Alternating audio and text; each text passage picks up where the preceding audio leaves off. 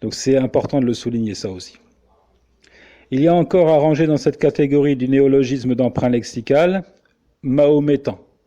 Alors mahométan, ça a été beaucoup utilisé notamment par les orientalistes. Ils parlent volontiers de la communauté mahométane, donc ça devient un adjectif au féminin, au masculin.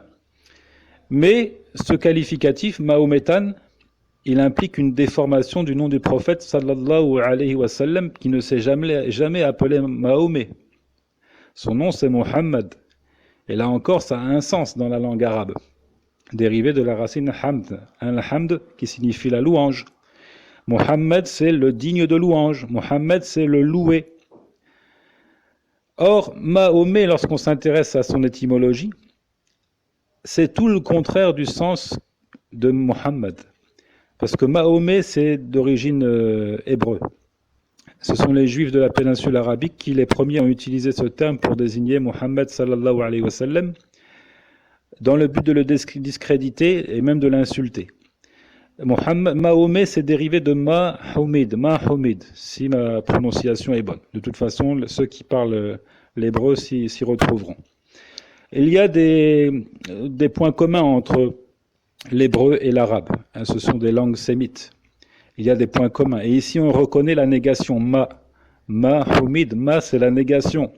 Comme en arabe, ma. Donc, Mahomid signifie le non loué. On fait négation ici. L'indigne de louange, l'exécré. Donc, c'est tout le contraire du sens du nom de Mohammed sallallahu alayhi wa sallam.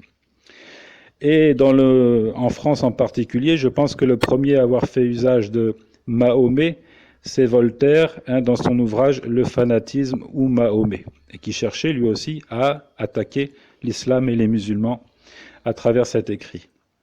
Donc les juifs, ils avaient cette habitude-là de falsifier les mots, comme Allah le dit dans le Coran à plusieurs reprises. Yuharrifuna al-kalima an mawadi'i. Ils changent le sens des mots, ils falsifient les textes.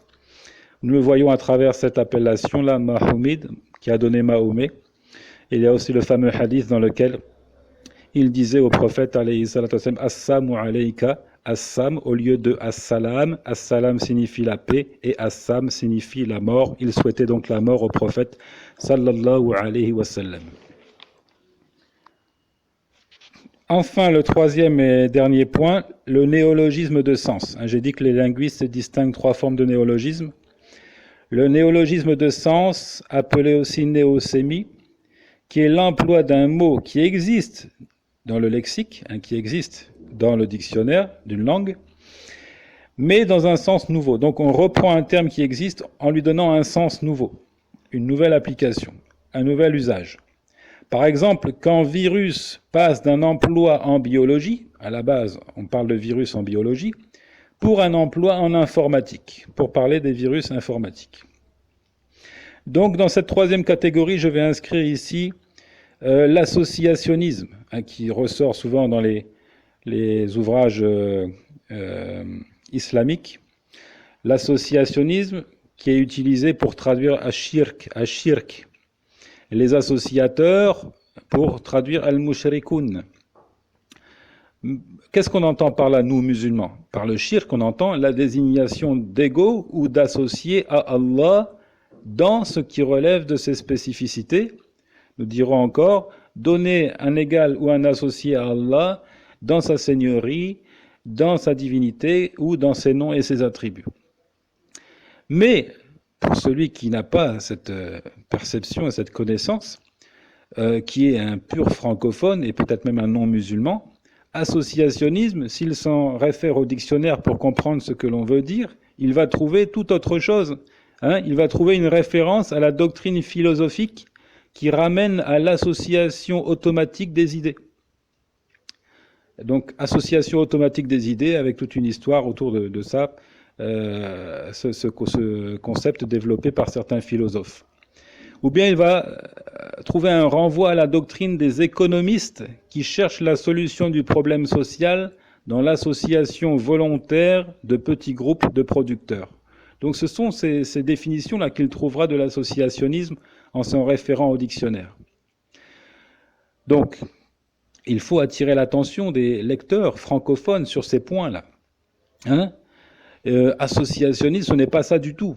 Nous traduisons le terme arabe de shirk, certes qui est construit sur la racine ashraka qui signifie donner un associé, associé, mais pas dans le sens voulu par le dictionnaire français.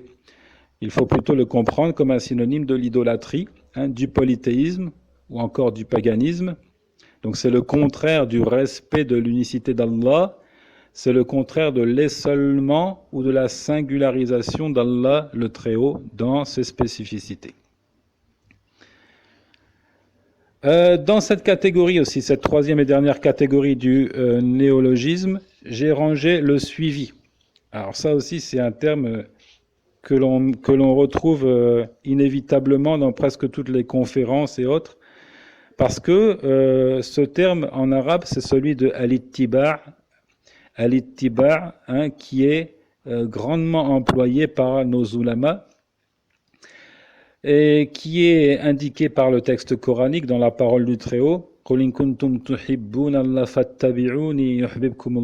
Dit, si vous aimez réellement Allah, suivez-moi, Allah vous aimera. Donc suivre le prophète, alayhi salatu wassalam, c'est un grand principe islamique et nous sommes amenés à en parler lorsque l'on parle de l'islam en français. Mais c'est une erreur que de dire le suivi du prophète, alayhi salatu wassalam. En tout cas, si on le fait, hein, ça entre dans cette troisième catégorie de néologisme de sens, c'est-à-dire on invente un mot, hein, l'emploi d'un mot qui existe dans le dictionnaire français, mais c'est un adjectif, hein, du verbe suivre, et il est suivi, un adjectif, et qui ne signifie pas ce que l'on veut signifier, nous, arabisants. Donc ici, j'apporte une correction, je propose au traducteur, plutôt que de suivi, qui est encore une fois en français un adjectif, et non pas un nom, de dire le suivisme, et non pas le suivi. Le suivisme, hein, cette attitude qui consiste à imiter quelqu'un, à se confirmer, comme le dit la définition du terme, à se conformer aux doctrines d'un parti ou d'un mouvement, parfois sans esprit critique, mais pourquoi pas, puisque nous suivons le prophète sallallahu alayhi wa sallam, et même de manière aveugle et fanatique si ça vous chante. L'essentiel, dès l'instant où pour nous une narration est confirmée comme étant celle du messager alayhi salatu wa sallam, alors nous nous y attachons fermement et pourquoi pas fanatiquement. Voici donc pour ces précisions concernant la traduction islamique. Alors ici j'ai soulevé plusieurs questions, plusieurs problématiques. J'ai essayé d'apporter des réponses à certaines d'entre elles, mais comme je l'ai dit en introduction, c'est un sujet qui est vaste, qui nécessite une réflexion. Quelle est la meilleure approche à adopter lorsque l'on fait de la traduction ? Comment éviter la confusion dans l'esprit des lecteurs francophones, et quand je me mets à la place du lecteur francophone, surtout le profane, et voire même le non-musulman qui ne connaît rien de la religion de l'islam, pour lui présenter l'islam de la meilleure manière possible. Wallahu ta'ala a'lam, wa sallallahu wa sallim ala nabiyyina Muhammad wa ala alihi wa sahbihi ajma'in.